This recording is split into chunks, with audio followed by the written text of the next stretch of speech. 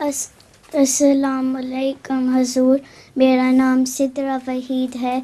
मेरे अब्बू का नाम अब्दुल वहीद है। मैं थोटन ही जमात से हूँ।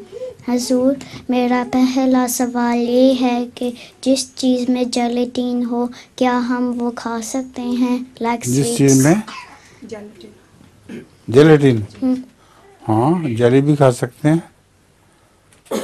जिस चीज़ में जेलेटिन का क्या मतलब है? स्वीट्स में होती है, बच्चों की स्वीट्स में होती है। बच्चों के स्वीट्स वगैरह में जेलेटिन कई दफ़ा डालते हैं। नहीं, जेलेटिन जब जेली खाते हैं जेलेटिन से जी हजूर, डालने से क्या फ़र्क पड़ता है? मैं ही खाता हूँ जेली, कोई नुकसान नहीं।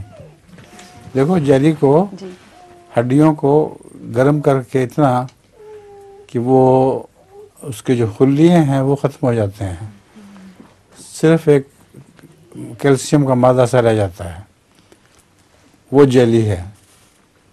उसमें ये बहस नहीं है कि मर्द मुर्दार का जो की हड्डियाँ या किस चीज़ की हैं, वो सब एक असर नौ वो खुराक बन जाती हैं, जो मना नहीं है।